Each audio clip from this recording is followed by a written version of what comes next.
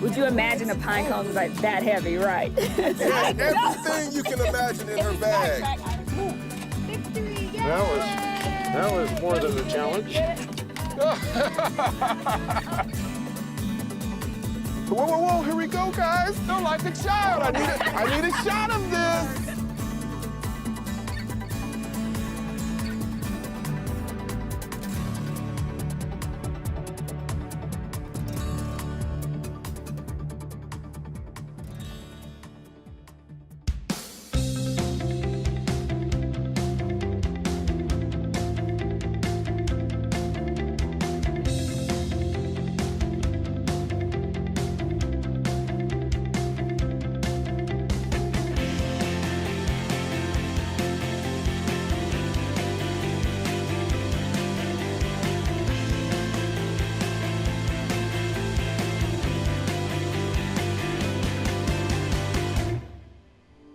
All right, we are here at the San Bernardino National Forest with the USDA. With the Every Kid in a Park program, where 4th graders get into any park for free.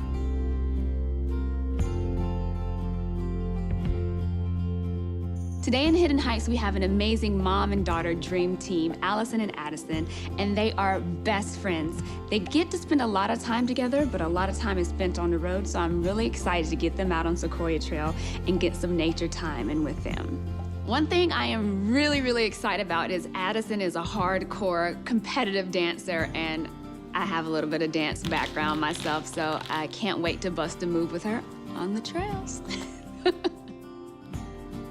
Heaps Arboretum Trail is near both Lake Arrowhead and Crestline in Running Springs. Lake Arrowhead was actually created as a failed attempt at irrigation. There was so much opposition to that plan that in 1908 they completely stopped it. It was first known as Little Bear Valley, and it's now known as Lake Arrowhead. Thank you so much. Allison and Addison. Did you do that on purpose? Yes, that's not by fate that it is like that. It's adorable. I love it. I love it. This is her mother's child. This is, yes, absolutely. O-N. So all my kids have O-N at the end. Really? Yeah. So Who are the Addison, Allison, And then there's Colton. Colton. And London. Oh my gosh, I love And it. then my husband Ryan, he doesn't get to partake in that because, you know, his name was pre-selected. They all look like him, so he gets that. Okay, you get the name. I You get the name, O. right. I love it. Are you excited about the hike today? I'm excited about the hike. Very adventurous. See what Yes. we're gonna find. And she's dressed for it with boots, The boots, her hair. Yes. I love it. Dress the part. Yes. Well, this is Heaps Peak, Arboretum. Do you know what Arboretum is? No. Arboretum is basically a garden for trees, a garden of trees. And so how this garden came to be is there was a huge fire back in the 1920s that completely destroyed the area. And what happened was volunteers came and they replanted it. They reforested. So all the trees that you see were planted by volunteers years ago. All of them. Amazing. Yeah. So this trail is called the Sequoia Trail. So what we're gonna do to make it a little fun and exciting is I created a scavenger hunt of things that you guys can find along the trail. get Have the an stuff you don't. acorn, bird, butterfly, you know what that is, red flower, pine cone. There's some really cool pine cones here, like the world's largest, the world's longest pine cone you can find here, giant sequoia. We're gonna look for an animal burrow. So like places where you think animals could like make their nest, That's their good. home. I didn't even know what that was. Lichen is you'll see it on trees and on rocks. There's a really cool place where there's like a lot of colorful lichen. Elderberry is a bush that has berries. Purple flower, lizards. I typically see lizards when I'm out here. Squirrels. They've been very elusive, so we have to keep our eyes out for squirrels. And then any sign where you see burned forests. Okay. Okay? All right. So we'll let the hunt begin. It's really beautiful. It is really beautiful. So a lot of times in nature, like when we go out, we just walk really fast just because we're so used to being out in like the city and just like That's power true. walking. I'm so guilty. being like taking your time and like observing and seeing what's around you is a really good way to find new things and slow down. And here is a coulter pine tree. And what is really cool about this tree, it has the world's largest pine cones. They get up to 8 pounds. Wow. So you probably held a really small pine cone. So this is an example of it where it's already opened and the seeds have already come out. And then this is what it looks like when it's closed. So you can see the difference of it. You want to hold just to see the weight of it. Would you imagine a pine cone is like that heavy, right? It's heavy. I never actually felt a pine cone this big. Right. And this What do you think, Mom? Unexpected. Well, I just had a question. So I don't know too much about pine cones. And I didn't even know they opened like this Right. and had sap on them. I see that this kind of has a little bit of sap. Right. Do people use the sap for anything? Yeah. There are uses for it. It can be used as a fire starter. So like bush people, people who are survivalists can harvest it, and when it dries, it can be used as a fire starter. So is this an older pine cone that's a Yeah, so newer this pine- is one that I cut off of a tree. Okay. So it is not ripened yet, so to say. And this one's one that already naturally fell off of the tree. Now, Iris, I don't know if this is the one. Is this the one that only opens with fire or no? No. Okay, cool. So this Got is it. not I'm one that learning there's- about pine cones right now. So, Me too. pine Yeah. cone I knew 101. nothing about them. Hello. So like as we go through the trail, you'll notice like on your list is like you're looking for burned forests, and fire plays a huge role in this forest. Some of the plants only open and only regenerate with fire. and we'll learn about beautiful. those today. We will learn about Perfect. some of them. Want to Yes. continue? Let's go. They're beautiful. Addie, you lead the way. We're right behind you.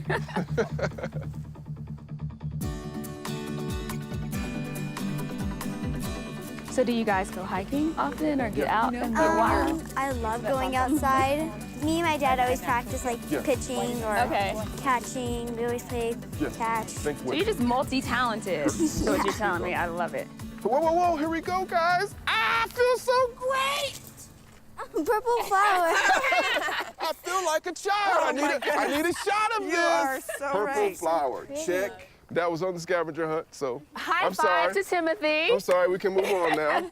I see something. Sunlight. While you guys are talking, I'm looking for birds, I butterflies. am too, okay? I'm multitasking. Okay, good. I arrived to the hike ready to meet the guests and to teach them about the trail, but I'm learning from Addison, and Addison's energy is infectious, and it reminds me of my children, so this is giving me so much joy today.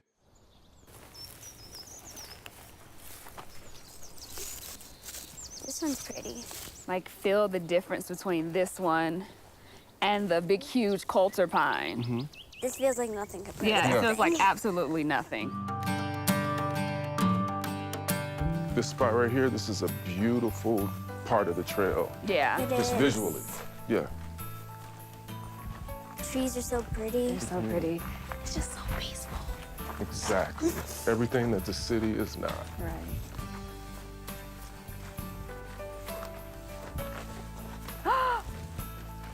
If you stop Wait, and look. listen, I hear it. I saw birds. You can check that off. Okay. I did Iris hear said, stop and listen. I saw 2 birds. it. I I see a bird. Thank you. There, there's the bird. Okay. I It is see it. blue. Good job. All right.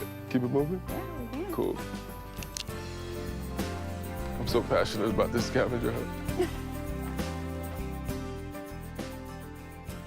So this is the sugar pine. So I told you there's a lot of different pine trees in the forest, a lot of different type of pine cones. Well, this is the world's longest pine cone. If you look in this box, there's an example of it. Those And it are- gets up to 22 inches long. And probably heavy, too. Yeah, and probably heavy. So they're supposed, like if you look up in the tree, you should be able to see some at the end of the branches. Oh, yeah. You can see them? Okay, I see a small baby one. Yeah. Oh, actually I have binoculars. If you go in my backpack, because I was like, I want to see these. And I think I see one in this tree. I do too. You see it? You see it? Yeah. Oh, I Kinda see like it. sideways. I have sap in my hand, so you may want to pick that up.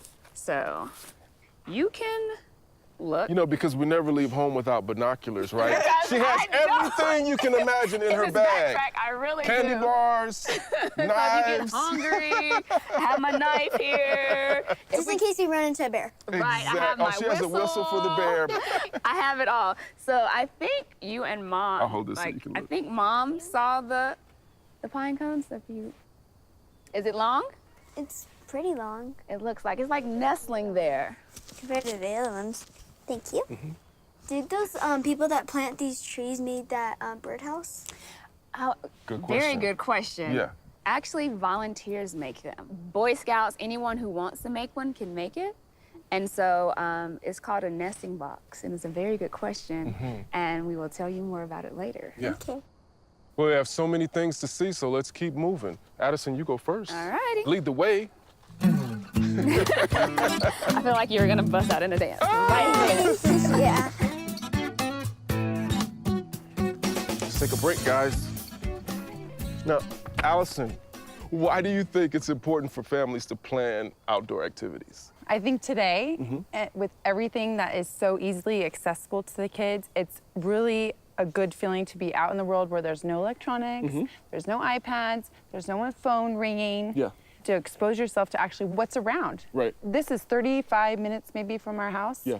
Never been here. I've lived Exactly. in California my entire life. Does it affect the kids' behavior if they're inside all the time as opposed to going outside? Because you said yeah. Addie goes out on her own. Addie will go out on her own. My son, who's 6, gets a little iPad heavy.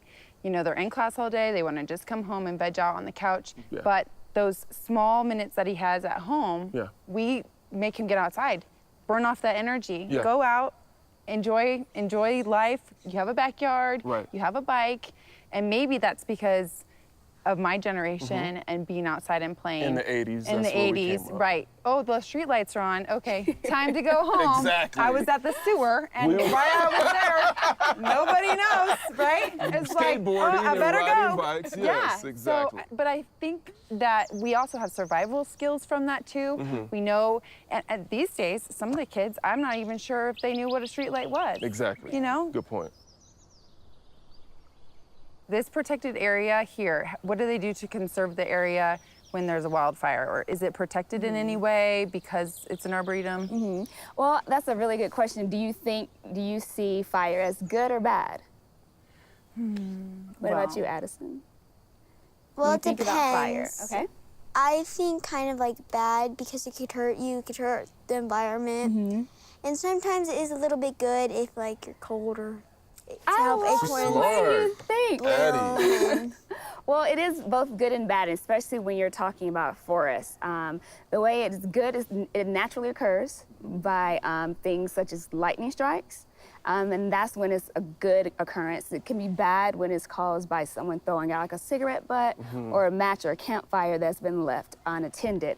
And what it does for the forest is it keeps it healthy.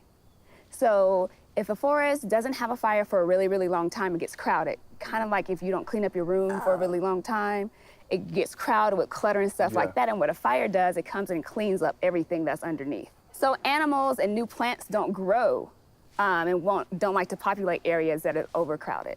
So what a fire does, it cleans out the underbrush and it keeps the forest healthy and it allows for new growth. So this is a great area to see the different stages of the forest growth. So back there on the mountain, you see like thick forests. That's the oldest section. Down here in the valley, you see the low brush. And so that was a recent section that was burned. So you can see how you have small shrubbery, small bushes that are growing up. You also have these dead trees. Oh, that's good. That are called stags. And what's really cool is why they leave them there is because it provides home for other animals. So if you look at this tree, you see all the little holes in the tree. That's from woodpeckers. So woodpeckers go and they peck and they have the insects. And then you also will see holes in tree where animals can make their home. Now they do prescribed burns in certain areas so to keep the fires from getting out of control and getting massive. If you do prescribed burns, it keeps them from like having so much fuel, and it keeps them not as hot, and they don't move as fast. So It's when like there is a controlled. natural, And they're contained. and they can contain them better. And you know what's funny is that Iris says this all the time. I'm learning how to enjoy the quietness. Like if you really just be still, it's really peaceful out here. And just try to listen to how many different birds that you can hear right now. I hear a crow or a raven that was cawing like. The scavenger hunt is a huge success. Yes. Out of 14 items on here, we've checked off 9 of them. So Addie, what do we have left? Start on the left side. Well, I think we have the giant sequoia and the Right. roly-poly. Yep. And on the right side, I have the elderberry, the squirrel, and the burnt forest. That's exactly what we have. So if you guys are ready, we're gonna continue with the scavenger hunt. This is fun. Thank you, Iris. This was a great idea. Welcome. It's one of the things I love to do as a kid. So. You guys wanna head out? Come on. A scavenger hunt is a good way to engage the kids because it keeps them focused on the goal. Kids love to do things that have some purpose, you know, something that has some healthy competition involved in it. So Iris created an amazing scavenger hunt. And for kids to get outdoors, which, you know, they don't do as much as they should, in my opinion, for them to have something fun to do that keeps their attention, I think that's the best way to motivate them to get outside. Here's an example where you can see a forest has burned, but the trees are still living. And so what it does, what a fire does for the forest, it helps it to regenerate, to regrow, to renew itself. So you'll see the really low shrubs below. And as you mentioned earlier, it's really sunny in this section. It allows sunlight to hit the ground, and so then the seeds that have been dropped can grow. Where it becomes a issue and becomes a little dangerous and can be considered bad is when you have people who live in areas where fires happen. Right. So the homes become in danger, and so Right. that's when you have to bring in the firefighters. evacuate the or homes. evacuate, yeah. But it is a natural occurrence that happens in nature. And this tree right here, the split tree, it looks like a lightning struck it. That's Exactly. typically what it looks like when lightning strikes a tree. Let's see if we can find these squirrels before Squirrels we still and have sequoia? time. We only have Squirrel 3. and sequoia Yeah. and roly-poly. And roly-poly. Come on, roly-polies! Come on, coming through the ground. Are those elderberries? Yes, it is. You have such a good eye. Go down here. Yeah, she got the boots. She's already ready Right, to I'm walk ready. in the weeds. It's always important to look where you're walking. You can come down. Okay. So this is elderberry. It is something on your list, Miss Observant. Oh yeah, check that off. So this is elderberry. Native Americans used to eat it. These are edible, but they are poisonous straight off the branch. So you can't just take them off and eat them because they're poisonous. They have cyanide. So what you need to do is you have to boil them first to make them safe. So they're edible, but you just have to boil them. Yes, they're edible, but you have to boil them first. Got it. And they make a really delicious jelly. Let's move on. We got the elderberries. Let's see if we can find a giant sequoia. All right.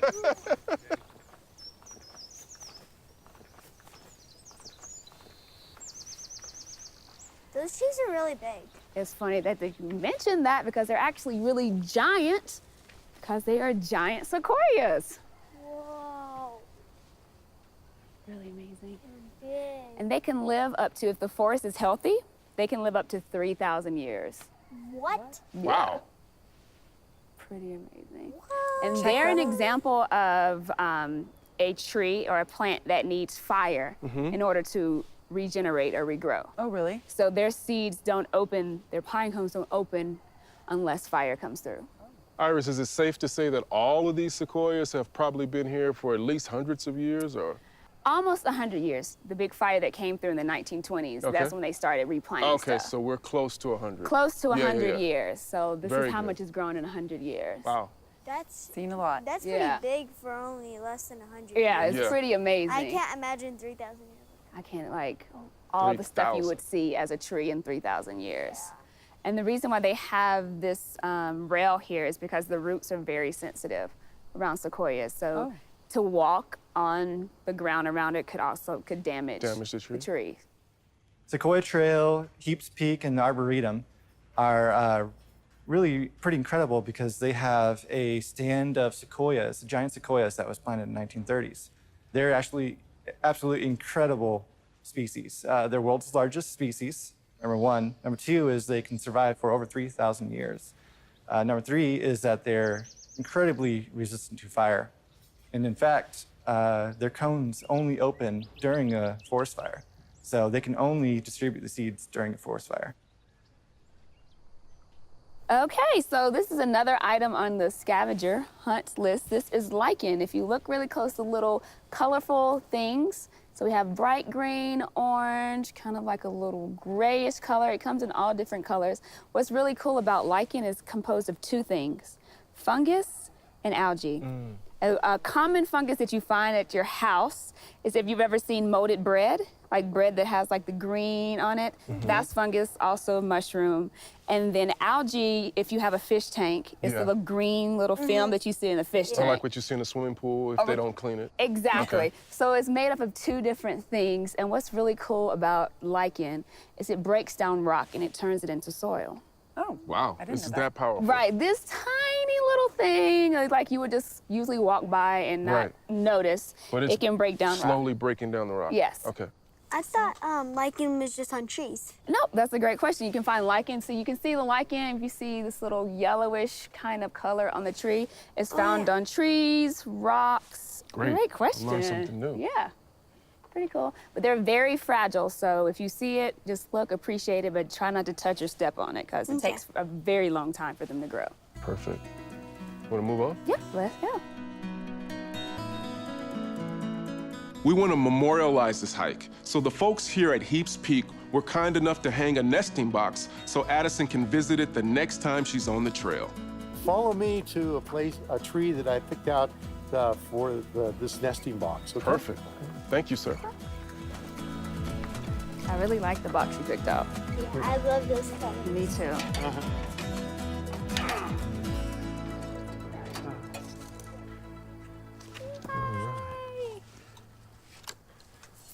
Almost got it. Yep, almost there. There we go. Victory! Yay! That was more Yeah, than we a can do challenge. Get it? Up, we got a tree house, up. We got a Go, tree. Mama. It's Shipper. Very good. Congratulations. Thank you so much. Thank Well, you. We really appreciate you. Thank you so much. Absolutely. So we actually have a surprise for you for just being so amazing, so wonderful, and participating in the scavenger hunt. Well, it wasn't hard. It was super fun. I'm glad that you You're a good enjoyed it. kid. Yes. Yeah. So Timothy made you something. Well, Iris and I chipped in, and then I put in the work to make it for you. But this is a gift from the host of Hidden Hikes. You have your very own birdhouse, and your bird will go inside there. You can paint it whatever color you want, and you and your mom and dad can hang this up outside. One of the things Iris has taught me with this show is forest time is family time. So this is a great activity for you guys to get some paintbrushes and identify a tree outside, but do it together. And you guys all go outside and put that up. Yay! Great job, girl. So how did you do on the scavenger hunt? It was hard to find the roly-polies, but it was really fun. I learned a lot on this. The acorns were just beautiful. The butterflies are probably my favorite. Why do you agree. guys think we didn't find a squirrel, Iris, in the middle of the forest? With all the acorns out there, I don't know. The pine cones were huge, and I didn't know that there's actually different kinds of pine cones. So it seems like you Yeah. learned a lot on this. Yeah. Seeing the giant pine cones was amazing, but what really took the cake was the giant trees. I hadn't seen trees like that since I was a little boy. It just really puts things in perspective. I think sometimes, especially with adults, we think that so many issues are so big, but really they're not. So seeing these trees made me really, come back to reality about how valuable nature is.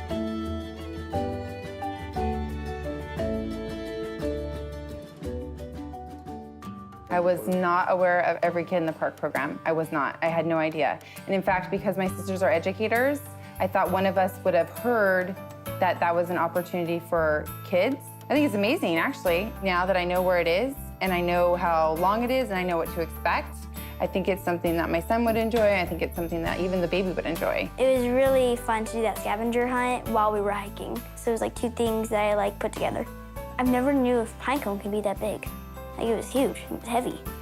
And the pine cones that I can find on the floor are that big. And then the ones that I saw on the hike were ginormous. And I just thought I don't know. I wish I could see these every single day.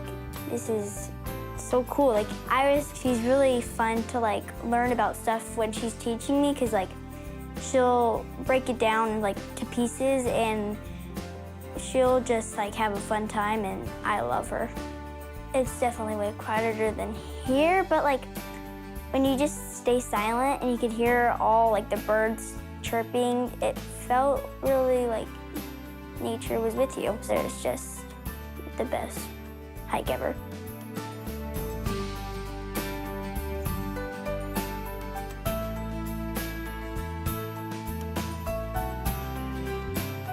had an amazing time with Allison and Addison today. They're both full of energy, great spirits. I loved every single moment of the trip.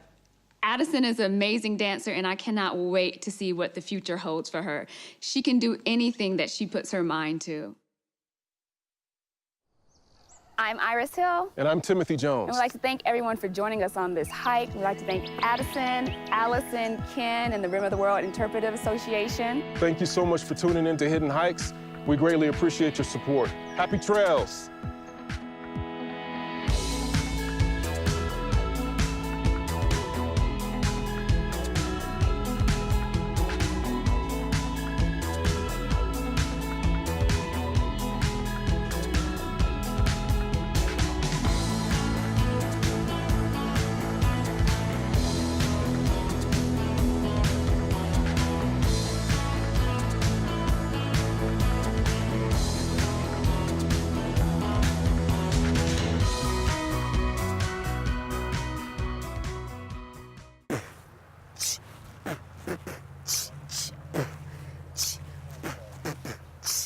Me and Addison, we call her Addie. She plays baseball when she's hanging with her daddy. She dances by day and she sings by night. Walks out on the stage and she sees the lights. I'm with Iris to my left from Hidden Hikes. Yeah, this is how we do it, and you better like. Now we about to hit the trail, so don't be slow, cause if a bear comes out, I'm about to go. See, that's just, you just gotta do one of these on the